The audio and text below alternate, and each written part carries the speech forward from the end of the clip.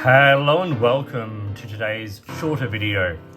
Part of my everyday carry recently has been a small pocket notebook. Like over the years, I've carried a lot of things like the little Lockby notebooks.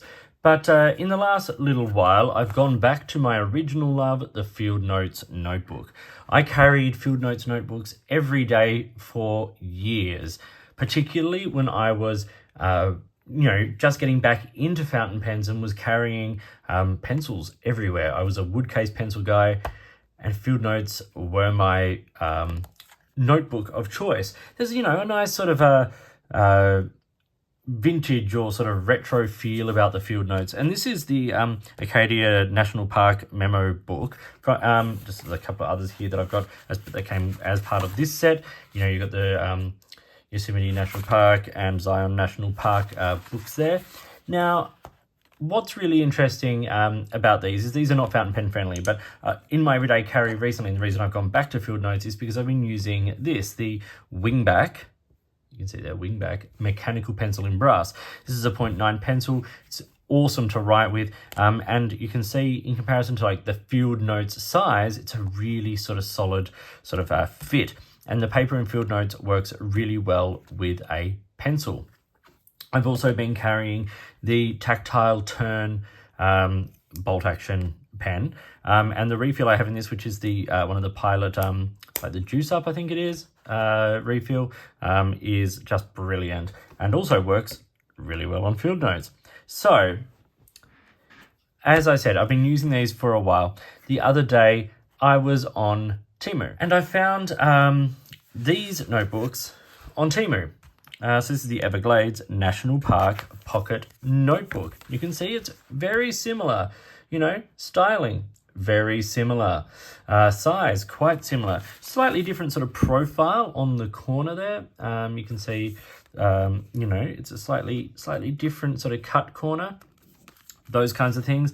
This one is lined, whereas I have the grid for the National Park, the Field Notes. But generally speaking, very, very similar. Material is insanely different. This is very glossy sort of cover, and the paper is exceptionally different. This is a really sort of toothy, sort of creamy paper. Like the Field Notes paper's smoothish, but this is quite toothy. But the difference is, you can get 3 of these Field Notes notebooks here in Australia, the National Parks ones in particular, for around $24, which for me, 3 pocket notebooks for $24, especially notebooks that are this fun, I don't mind paying that. One of these lasts me generally sort of like a few weeks. It's kind of like my catch-all in my pocket. So roughly, $8 a book. These ones, well, on Temu, 12 of these will set you back $16 Australian. So, and they are all different, national parks. You can see that they are absolutely, sort of, they're taking off the Field Notes here very clearly. We see it in the fountain pen world. We see it in a range of other things where, someone will release a product and then a few weeks later, there's a very similar product on Temu. But what I wanted to do today, in particular, was to compare the paper. So I've done a little writing sample using a range of things in the back of the Field Notes, and I've done the same writing with the same instruments in the back of the Temu National Parks notebook. Now, one thing I will say is Field Notes never ever say they are a fountain pen friendly notebook. They never say that. They're not a fountain pen friendly notebook. Well known for not being fountain pen friendly, much like brands like Moleskine, just really solid notebooks, really good for ballpoint, pencil, that kind of stuff. Even wet or rollerballs, forget it. But I've done a writing sample with both of them because I wanted to test both papers against each other. Now, I'll start with the Field Notes. The fountain pens, they don't look great. There's a bit of line spread, there's a little bit of feathering. The colours are all really muted. They just don't look great. Yeah. The Tom Studio Ren does okay. The Lamy Jetstream ballpoint pen looks fantastic, nice and dark and consistent. The wingback pencil is fantastic. Like, as I said, this guy in a Field Notes notebook, perfect combination. Uniball Zento, 0.7 there. The Retro 51 rollerball, and then the Caran d'Ache 849 ballpoint. So, you know, we've got a good spread of a couple of ballpoints, a couple of roller gel, you know, a fiber tip, and then some fountain pens. And on the reverse, really, it's not fared well, particularly with the fountain pens. But as I said, these are not designed to be fountain pen friendly notebooks. So in a way, we can dismiss that. It's just, you know, a stress test. But with the other pens, the Retro 51 comes through, nothing else really does. So, you know, it holds up to the gels and the, you know, the ballpoints and especially the pencil and things like that very well. And there's minimal sort of show through there as well.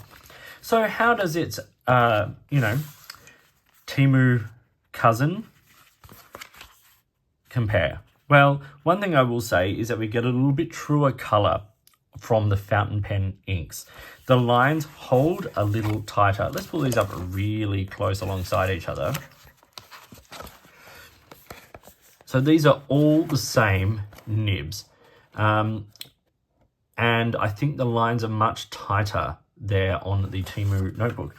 One big complaint I have about the Temu notebook is that the line rule is quite wide. And in my sort of feeling, a pocket notebook, you know, sort of anything more than a 6mm rule feels sort of too wide. But so, you know, you can see it took up a lot more of the page to do the writing sample, but the fountain pen inks do look good, even some shading, which means ink has been able to pull and therefore not pull on this paper.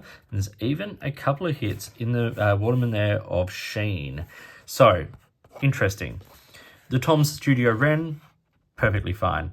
Jetstream, once again, looks great. Pencil was awesome on here. There's a nice bit of tooth on here, which interacts really well with the lead, but it will also, that tooth will wear down the point retention a little quicker as well. Zento looks good, not super black, especially alongside the Retro 51 roller, where there is a tiny little bit of sort of a feather or something just there. And then the Caran d'Ache 849 ballpoint, once again, looks great.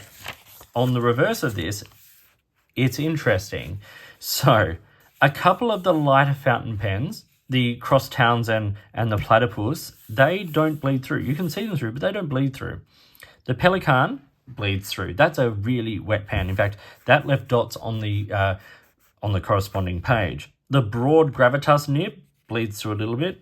And then the Retro 51 down here tries to bleed through a little bit.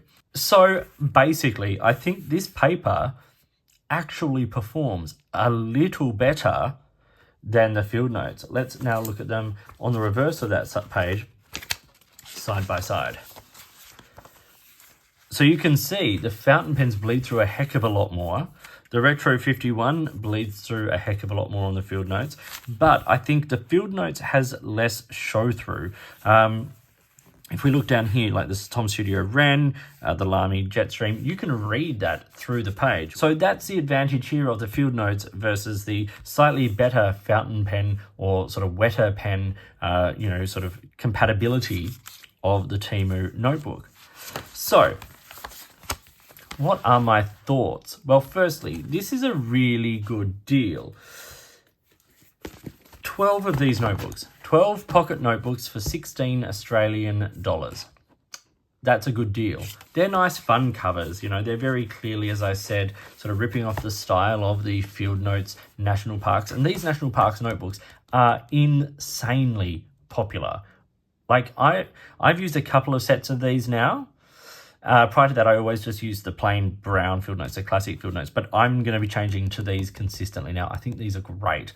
And, you know, yeah, 16 notebooks. I can churn through these as much as I want to, and they cost a little over $1 Australian each, which is madness.